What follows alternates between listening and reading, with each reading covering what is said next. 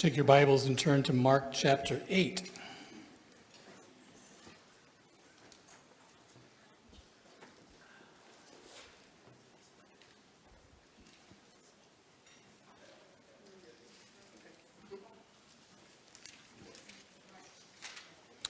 Mark chapter 8 begins with Jesus feeding the 4,000. And at the end of the feeding of the 4,000 in verse 11, it says, the Pharisees came and began to question Jesus to test him. They asked him for a sign from heaven. He sighed deeply and said, "Why does this generation ask for a sign? Truly, I tell you, no sign will be given to it."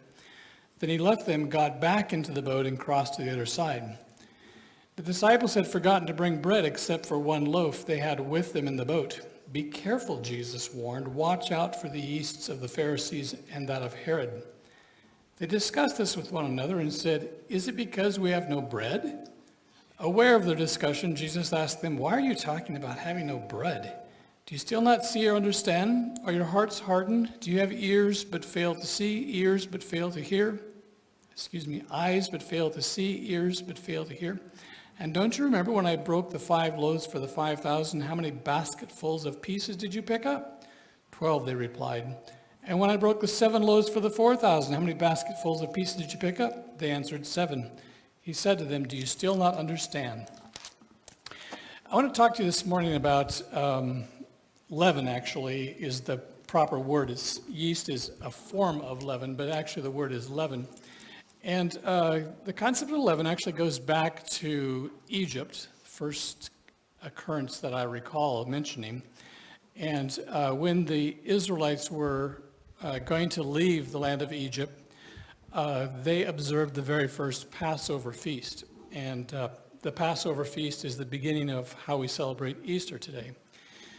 But the Passover feast was a feast designed to prepare them to leave Egypt.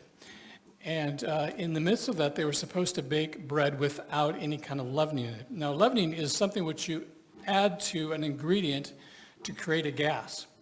And in bread, if you add yeast, the yeast feeds on the sugar and emits carbon dioxide and creates all the little bubbles in the bread, and that's why you get bread that's kind of light and full of holes. And the same thing happens in some beverages. You add a type of yeast and it creates carbon dioxide, it makes the fizz. We add it artificially in soda, but originally, like in root beer, that was from carbon dioxide, was from yeast growing in there. And so it's an agent which transforms.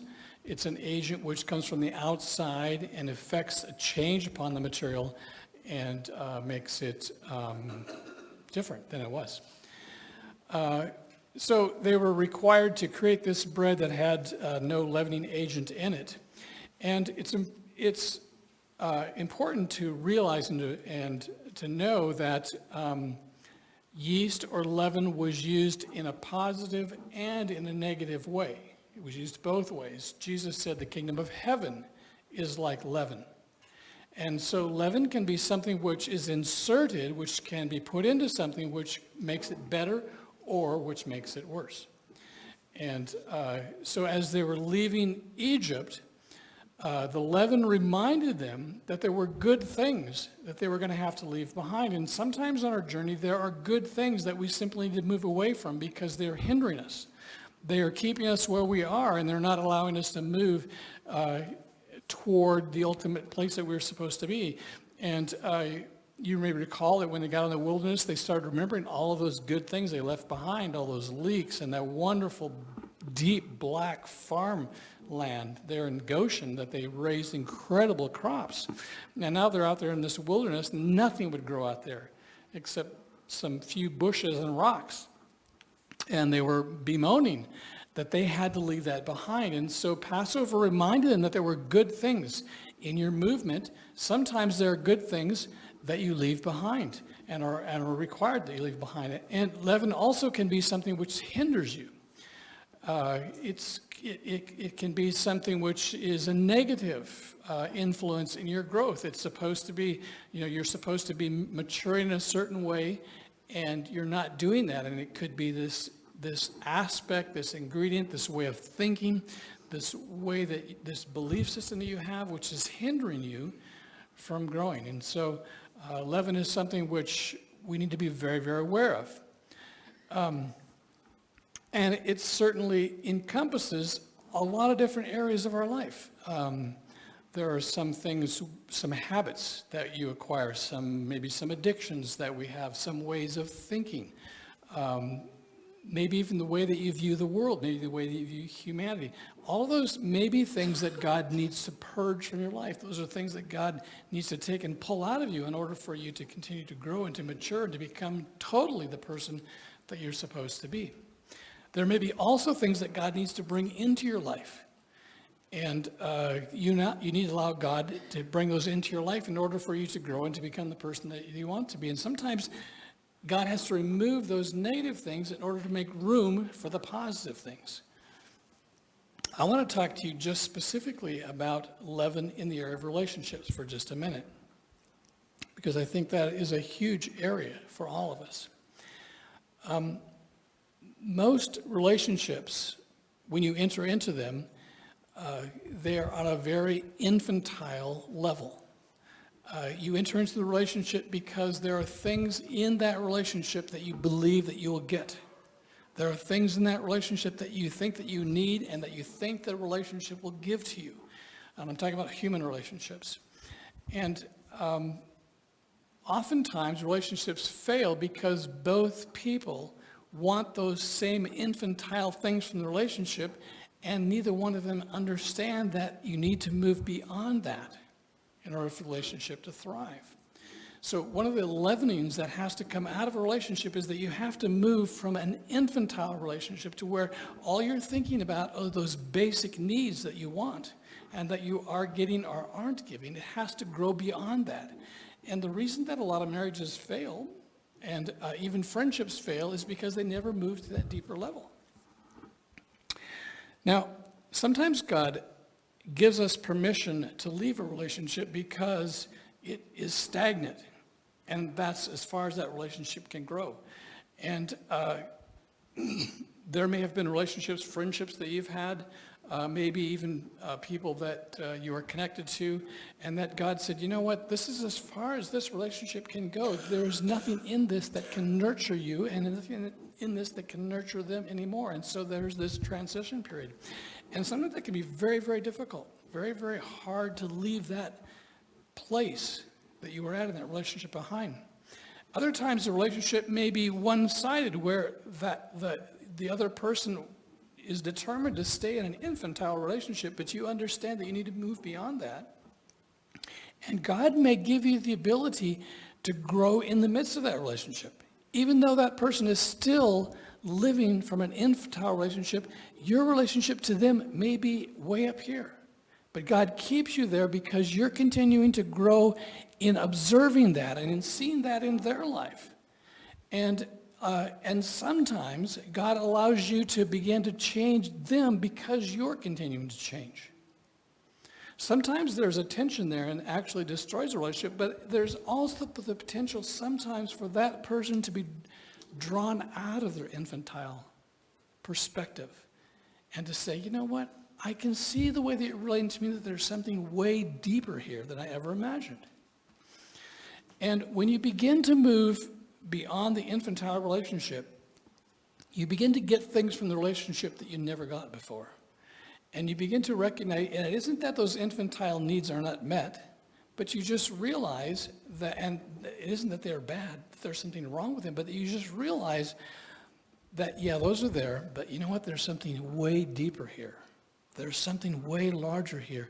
And my ability to love this person in the midst of where they are can be much greater and much larger than those needs that I used to long for and crave and want.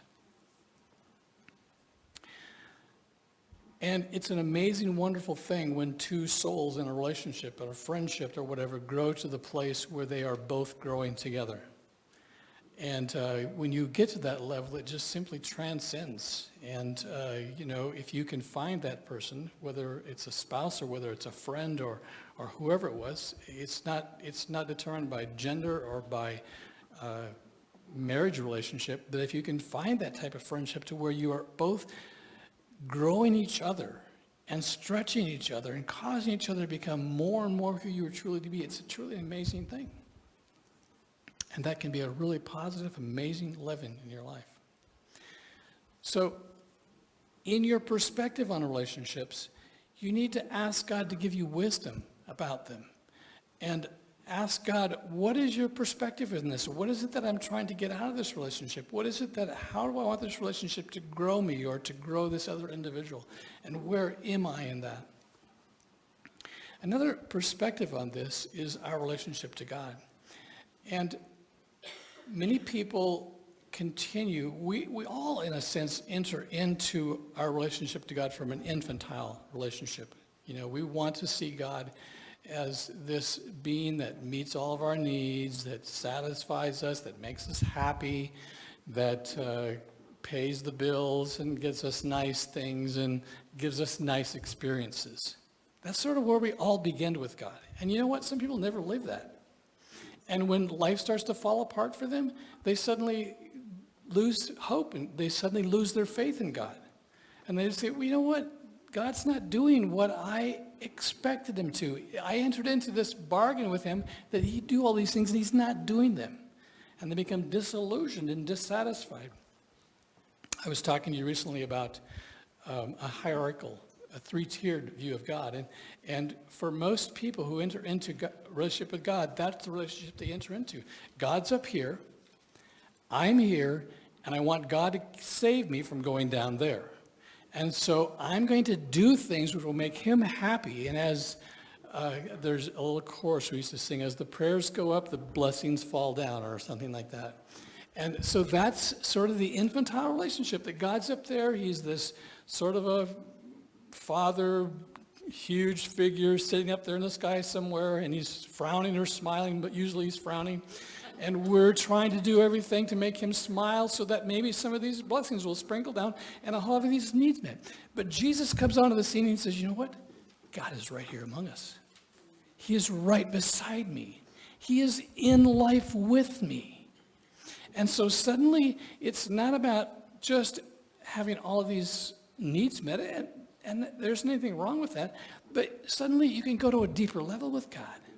And suddenly God is your confidant. Suddenly the God that you're negotiating through life with and you're discussing and you're dialoguing with and you're saying, you know, maybe that thing I've thought about my entire life isn't exactly the way that you are. Maybe you're a different being than I thought you were. And you sense his presence in a way that is so deep and so profound and so moving that it changes and shapes your soul. So that needs to change as well. And in as much as we are changing, our understanding and our relationship to God has to change as well, or it simply will become stagnant. It'll simply become mundane. It'll simply become ordinary.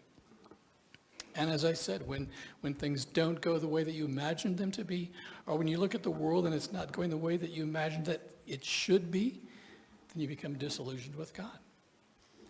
And if that's the message that we are constantly teaching as the Church of Jesus Christ to our world, it's no wonder we have so many people that are disillusioned with who God is and so disillusioned with the church, because they say, you know what? I wanted all these happy thoughts and happy things to happen, and they're not happening to me or to the world. So God must not exist. And the truth is, that type of God doesn't exist. But there is a God that exists that is so much greater than that, so much more life-changing than that, so much more powerful, and so much closer and nearer and in us than that. In the very beginning of Genesis, it says that the unique thing about man was that God breathed into him his spirit. And there's a fascinating point when Jesus comes to his disciples and he breathes on them. And he gives them his spirit. And you know, they're in this situation of thinking God's up there somewhere, and Jesus is saying, I'm going to fill you with God. The Spirit of God is going to fill you and transform you in a way you will never be the same.